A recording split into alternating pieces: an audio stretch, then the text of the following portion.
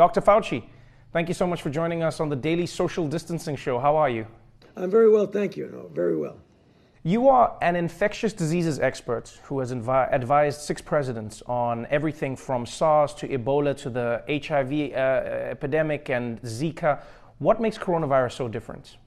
Well, it's different because, when people used to ask me over the years, what is it that I most worry about with regard to emerging infectious diseases, is a respiratory-borne illness that easily spreads from person to person, but that has a high degree of morbidity and mortality.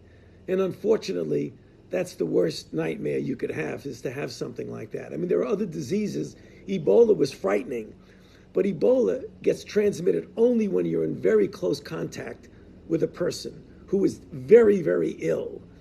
With this disease, in some respects similar to influenza, but in some respects very different, it spreads very easily. You can even spread it when you're not symptomatic. So it's insidious and treacherous in that you could spread it easily. The other part about it that's really so different from anything that we've ever faced before is that if you look at the mortality of seasonal flu, the thing that you and I go through every season, the mortality is about 0.1%.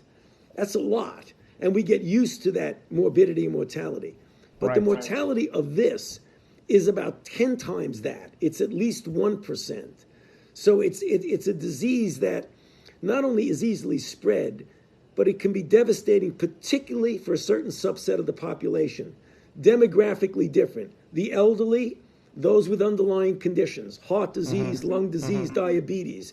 It can be very serious for them with a high degree of mortality. Let's talk a little bit about the information in and around corona that's I think getting people confused. I see so many conflicting ideas online, and I guess the horrible byproduct of having social media and the internet is everyone is now an expert and everyone has an opinion. I know this is very basic for you, but just to help everyone be on the same page, how can we catch corona and what are the areas we should be most concerned about? So we know about human-to-human transmission. Most people understand that, but I see people online worried about grocery shopping, touching packages that they receive from Amazon. Do people need to wipe them down? When they're in the grocery store, can they touch other things? How long does coronavirus last in the air? For instance, if you walk into an elevator after somebody else, can coronavirus still be there? What do we need to be on the lookout for as individuals? Okay, there's varied degrees of risk, Trevor, of that in every respect. But the things that are the most common that you really want to latch onto is that sneezing and coughing. When someone is ill, they've got to get themselves out of circulation because they can spread by droplets and even by what we call aerosol, which means the drop doesn't go down right away. It hangs around for a bit. So you could come into a room thinking everything is all right, and then you inhale it. That's likely not the primary way. The primary way is probably droplet. But another way that's very important is handshaking. When people naturally go like that, they cough, and then it's innocent. There's nothing on their hand. They shake your hand, or they open a doorknob. And that's the thing. You don't want to be obsessive compulsive about wiping everything down that you go near. But one of the real bad actors is somebody who just opens a door and then 15 minutes later, because we know the virus can live on inanimate hard objects like steel or plastic for at least several hours. So that's the thing you've got to be careful of. That's one of the reasons why, if you really want to be careful, besides the social distancing of 6 feet, don't shake anybody's hands. Just lose that for a while. And wash your hands as often as you can, because you may be inadvertently touching something. Now, your other question, Trevor, that's important, is that I don't think we need to get completely obsessed about packages that come in, because those types of surfaces, the virus might live there for a very short time. But people say, should I get a package from a grocery store that says made in China? I wouldn't worry about that. That's not the issue. It's more the close things, the hand washing. Let's talk a little bit about what you alluded to earlier, the mortality rates of the disease and how people have misconstrued the numbers. We know that people who are older or people who have underlying respiratory infections have a higher chance of dying from the virus. But I think people have started to believe that that means young people are immune and cannot get sick from coronavirus. What are people not understanding from the numbers? Trevor, they're not understanding two things that are important. A, even though you are young, you are not absolutely invulnerable, for sure, because we're seeing cases. Most of them have some underlying disease, but several don't, who are young people, 30s, 40s, who are getting sick, getting into the hospital, requiring intensive care. Still, the overwhelming proportion are the elderly with underlying disease. But every once in a while, you're going to get a young person. So if you think you're completely invulnerable, you're incorrect. Second issue that's important, that even though you may not get seriously ill, you can get infected with relatively few symptoms, either asymptomatic or mild, relatively trivial symptoms. But then you can infect another person who would then infect a vulnerable person who would then die. I mean, it's the typical example. I'm young, I'm healthy, but you go home, you infect grandma, grandpa, and your sick uncle. So you have a responsibility, not only to protect yourself, but you almost have a societal moral responsibility to protect other people. In talking about the virus, it feels like, understandably, everyone is trying to find an answer. Everybody is trying to find their own solution. Unfortunately, that has bred, it's created a breeding ground for misinformation. For instance, cures that people are touting online, concoctions of different medications, etc. We read about malaria drugs and chloroquine or whatever it is. What is the biggest warning you would give to the general public about trying to self-medicate, or is there any cure that people actually have discovered? What, as a leading health expert, what do you say about this issue? So right now, today, as we speak, there is no proven safe and effective direct therapy for coronavirus disease, for sure. There are a number of clinical trials that are trying to, by randomized controlled trials, get a definitive answer as to what works and what does work, not work, what's safe, what's not safe. Superimposed upon that, there are drugs that are already approved for other things, like hydroxychloroquine for malaria and for certain autoimmune diseases, that there have been anecdotal stories. By anecdotal, I mean people kind of think they work, but they haven't really proven they work. That's really gotten out there on the internet. So people are very enthusiastic, since generally these drugs appear to be safe, and they are, but they do have some toxicities. So a lot of people want a drug even though it's not proven, just in case it might help them. You got to be careful about that for a couple of reasons. You don't want to take that drug off the market for the people who really need it, who have the diseases it's used for. And on the other hand, there may be some toxicity. That's the reason why we're pushing to try and get as many good clinical trials as possible to prove if it works. If it does, then get it out there really fast for everybody.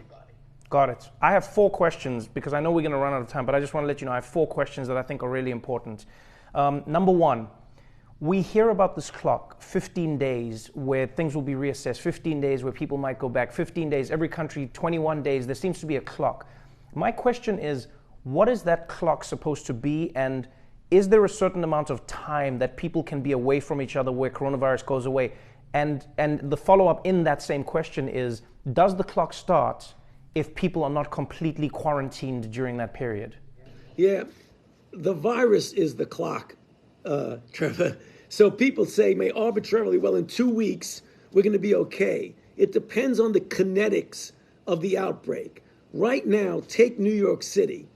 They are getting hit really hard, and the kinetics of the outbreak is going there.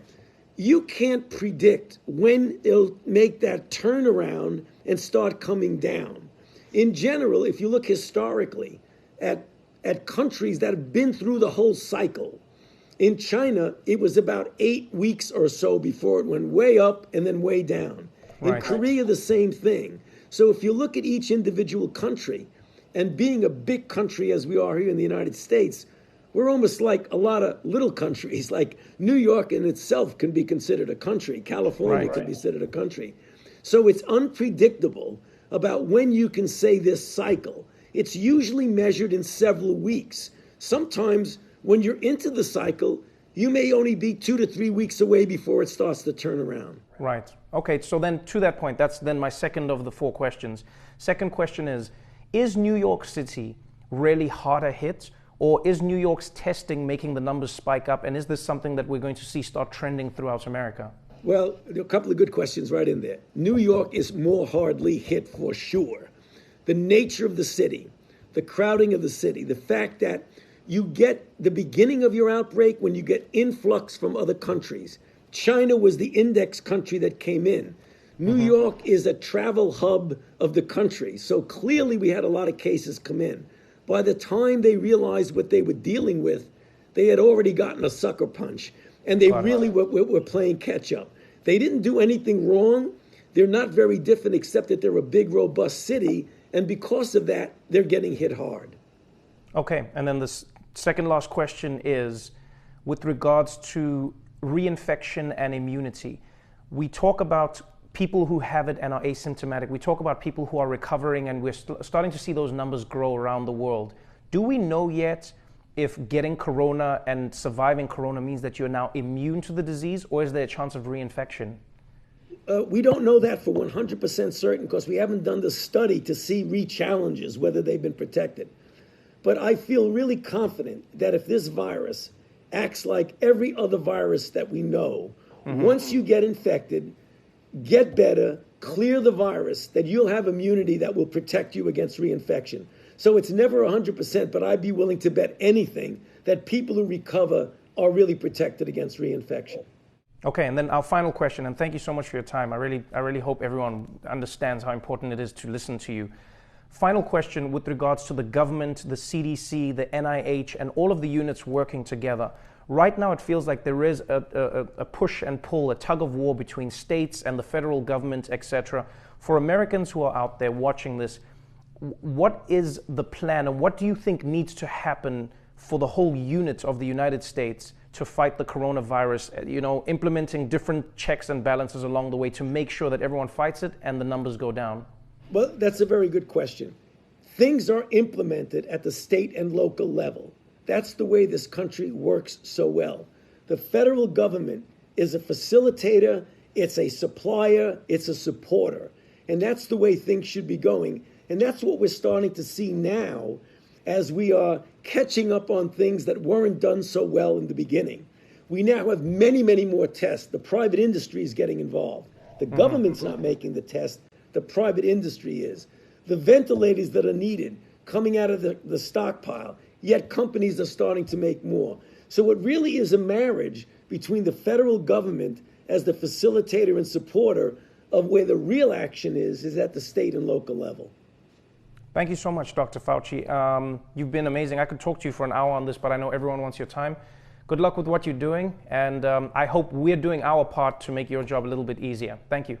You are very much, and I appreciate the opportunity to speak with you. Stay safe and wash your hands because of that fake cough you did. Take care.